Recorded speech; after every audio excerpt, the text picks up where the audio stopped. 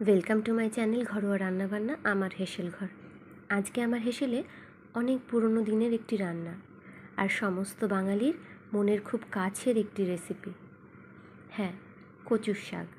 তবে এটা শুধু কচুর শাক নয়, এটা ইলিশ মাছের মাথা দিয়ে কচুর শাক।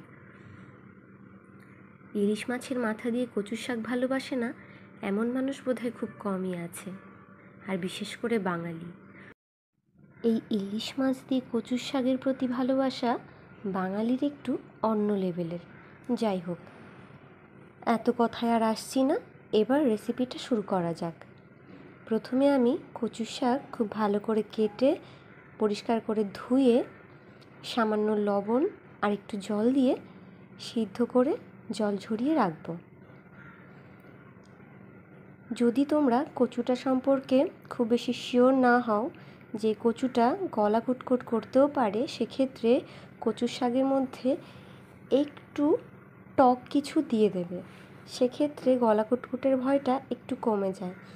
আমার এখানে কচুর শাকটা খুবই ভালো ছিল, তাই আমি শুধু সিদ্ধ করে জলটা ঝরিয়ে নিয়েছি। এবারে একটা কড়াই গরম করে ইলিশ মাছের মাথা আর লেজ আগে থেকে লবণ হলুদ মাখিয়ে রেখেছিলাম, সেটা আমি ভালো করে ভেজে তুলে নেব।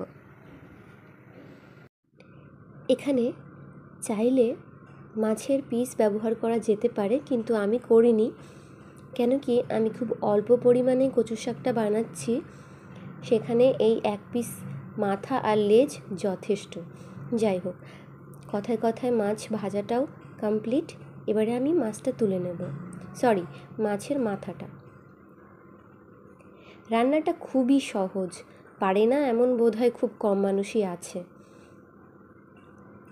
আর এই সহজ সরল সাধারণ রেসিপিটি সমস্ত জাতির মনে কিভাবে দাগ কেটেছে দেখুন।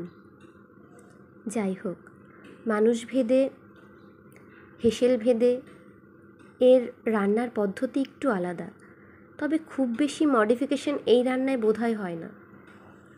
এই রান্নাটা বরাবরই এভাবেই হয়ে আসছে। কথায় কথায় মাছের মাথাটা ভাজা হয়ে গিয়েছে। এবারে আমি ওই তেলে খানিকটা কালো জিরা আর কাঁচা লঙ্কা, বেশ খানিকটা কাঁচা লঙ্কা খুব ভালো করে ভেজে নেব। তারপরে দিয়ে দেব সিদ্ধ করে জল ঝরিয়ে রাখা কচুর শাক। এবারে সামান্য হলুদ আর স্বাদমতো লবণ দিয়ে খুব ভালো করে নেড়ে নেব। ব্যাস, আর বেশি কিছু করণীয় নেই। এই শাকটা এবার খুব ভালো করে নাড়তে হবে। হ্যাঁ, হাতে একটু ব্যথা হতে পারে, কিন্তু হাত থামালে চলবে না। খুব ভালো করে শাকটাকে নেড়ে নেড়ে একদম মিশিয়ে নিতে হবে। নাড়তে নাড়তেই পুরো ঘন্ট হয়ে যাবে। আর কিছুটা হয়ে আসার পরে মিশিয়ে দিতে হবে ভেজে রাখা মাছের মাথাটা দিয়ে খুব ভালো করে ওটাকে ভেঙে দিতে হবে একটু। ব্যাস, আর কিছু করণীয় নেই। এবার এটাকে নাড়তে থাকতে হবে যতক্ষণ না জলটা শুকিয়ে একদম ঘন্ট হয়ে আসছে। তারপরে গরম গরম ভাতের সাথে পরিবেশন করুন এই দারুণ স্বাদের কচুর শাক। খেতে কিন্তু অনবদ্য লাগে।